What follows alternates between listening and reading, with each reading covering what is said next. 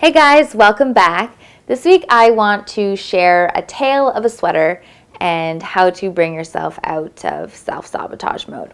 And so the tale of a sweater is the tale or the story of the sweater that I am wearing right now. And when I was trying the sweater on, I grabbed the size that I would usually grab and wear, and I put it on and it did not fit. The sleeves are way too short, and I was constantly fidgeting and playing with the sleeves and pulling on the sleeves and trying to figure out a way to not go up a size in the sweater. I was being absolutely and completely stubborn. I had been completely triggered by my stuff, and I kind of sat in the dressing room in a bit of a mind spin for a little while before later going and grabbing the size up and then putting it on. And as soon as I put it on, instantly you feel better and you look better, and because the shirt fit better. It's supposed to be a nice, warm, cozy sweater, and you want it to have a nice, warm, cozy look and longer sleeves. And so I was in a complete moment of self-sabotage. I really could have taken myself to a really bad, dark place that I have after being triggered like that. And even though that might seem like a ridiculous trigger to some people, we all have our stuff and we all have our insecurities, and it's completely different and unique to each and every one of us, and it's okay. So the first thing to do when in a moment of self-sabotage is to forgive yourself the thought. So forgiveness really does set you free. So in that moment, allowing yourself the permission to forgive yourself for having the thought.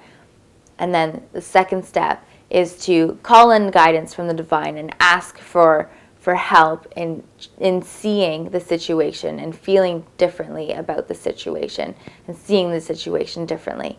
And then the third step is to affirm that you have now chosen to see the situation differently and chosen to feel differently about the situation. And that's what A Course in Miracles will call the miracle mindset, that small shift in perception, that willingness of wanting to see the situation differently makes all the difference. So once again, the 3 steps for pulling yourself out of self-sabotage mode: forgive yourself the thought, call in the divine for help and guidance to see things differently, and then affirm to yourself, I choose and know and want to see things differently and want to feel differently about this situation. And a few minutes will pass, and in time you will begin to find the humor or find the funny and notice how ridiculous you may have been in that moment, or in my case, how ridiculous I was being